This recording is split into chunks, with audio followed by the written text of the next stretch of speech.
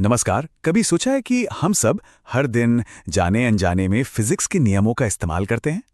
आज हम इसी बारे में बात करेंगे कि कैसे फिजिक्स यानी भौतिकी हमारी रोजमर्रा की जिंदगी का एक बहुत ही जरूरी और दिलचस्प हिस्सा है। हाँ, ये सुनने में शायद थोड़ा अजीब लगे, पर यह बिल्कुल सच है। देखिए, फिजिक्स सिर्फ लैब या बड़े-बड़े फॉर्मूलों तक ही सीमित नहीं है। सच तो ये है कि ये हमारे हर काम में, हर पल में बसी हुई है। चलिए, अपनी बात को साबित करने के लिए दिन की शुरुआत से ही देखते हैं। आप जानकर हैरान हो जाएंगे कि सुबह उठने से लेकर काम पर निकलने तक फिजिक्स कैसे हर कदम पर हमारे साथ होती है। कभी सोचा है, हम इतनी आसानी से चल कैसे पाते हैं? हर जगह फिसलते क्यों नहीं रहते? इसका जवाब छिपा है फिजिक्स के एक बहुत ही बेसिक लेकिन जरूरी सिद्धांत में। ये सब मुमकिन होता है घर्षण यानी कि फ्रिक्शन की वजह से। ये वो अनदेखी सी पकड़ है जो हमारे जूतों और जमीन के बीच बनती है। और हाँ, केले के छिलके पर पैर पड़ते ही यही पकड़ तो गायब हो जाती है और नतीजा, खैर, वो तो हम सब जानते ही हैं। अच्छा, अब सुबह के एक और काम पर चलते हैं, कपड़ों पर इस्त्री करना। सोचिए, एक गर्म इस्त्री कपड़ों से सिलवटें कैसे निकाल देती है? क्या इसके पीछे भी कोई साइंस है? बिल्कुल है। यहां काम आता है थर्मोडायनेमिक्स। आसान भाषा में कहें तो इस्त्री की गर्मी एक तरह की एनर्जी है जो कपड़ों के धागों तक पहुंचती है, उन्हें ढीला करती है और बस सारी सिलवटें गायब। है ना कमाल की बात? और सुबह के रूटीन का एक आखिरी उदाहरण लेते हैं जो हमारी जान तक बचाती है, कार की सीट बेल्ट। आखिर इसके पीछे की फिजिक्स क्या है जो इसे इतना ज्यादा जरूरी बनाती है? यहां पर हीरो है जड़त्व यानी इनर्शिया। जब कार अचानक रुकती है तो हमारा शरीर अपनी स्पीड बनाए रखना चाहता है और आगे की तरफ जाता है। सीट बेल्ट ठीक उसी वक्त एक बाहरी फोर्स लगाकर हमें रोकती है और हमारी सुरक्षा करती है। तो अब तक ये तो साफ है कि फिजिक्स हर जगह है, लेकिन इन नियमों को खोजा किसने? अब बात करते हैं उन महान दिमागों की जिन्होंने हमें इन यूनिवर्सल नियमों से मिलवाया। हमारी आज की जो समझ है वो इन तीन महान वैज्ञानिकों के कंधों पर खड़ी है। कहानी शुरू हुई 17वीं सदी में गैलीलियो से, जिन्होंने प्रयोगों को साइंस का आधार बनाया। फिर आए न्यूटन, जिन्होंने हमें मोशन और ग्रेविटी के नियम दिए। और 20वीं सदी में आइंस्टीन ने आके तो सब कुछ बदल ही दिया, हमारी सोच में एक नई क्रांति ला दी। गैलीलियो की ये बात कितनी सही है। उन्होंने ही इस बात पर जोर दिया कि वैज्ञानिक सिद्धांतों को सिर्फ सोचकर नहीं बनाया जा सकता, उन्हें साबित करने के लिए व्यवस्थित तरीके से ऑब्जर्व करना और एक्सपेरिमेंट्स करना जरूरी है। यही वो सोच थी जिसने मॉडर्न साइंस की नींव रखी।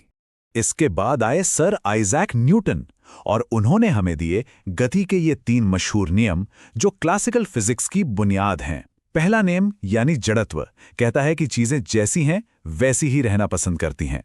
दूसरा नियम फोर्स और स्पीड के रिश्ते को समझाता है।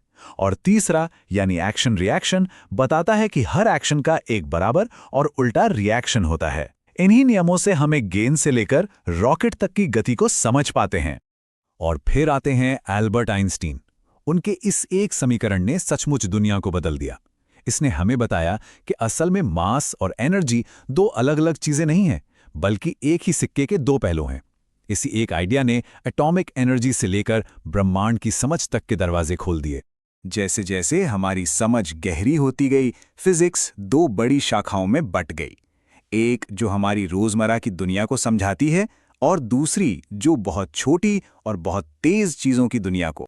तो एक तरफ है क्लासिकल फिजिक्स जो वो सब कुछ समझाती है जिसे हम रोज देखते और महसूस करते हैं, जैसे कि एक सेब का गिरना। और दूसरी तरफ है मॉडर्न फिजिक्स जो हमें उन जगहों पर ले जाती है जहां हमारे आम नियम काम नहीं करते, जैसे एक एटम के अंदर की दुनिया या फिर लाइट की स्पीड के नजदीक की दुनिया। मॉडर्न फिजिक्स का पहला पिलर है क्वांटम फिजिक्स। ये एटम्स की एक जादुई, थोड़ी अजीब सी दुनिया है जहां चीजें हमारी कल्पना से भी परे बर्ताव करते हैं। और कमाल की बात यह है कि इसी अजीब दुनिया के नियमों पर आज हमारे कंप्यूटर और स्मार्टफोन चलते हैं। और दूसरा पिलर है आइंस्टाइन की थ्योरी ऑफ रिलेटिविटी। ये बताती है कि ग्रेविटी कोई फोर्स नहीं है, बल्कि स्पेस और टाइम की चादर में भारी चीजों से पैदा हुआ एक झुकाव है। सोचिए, जैसे एक चादर पर एक भारी गेंद रख दी हो।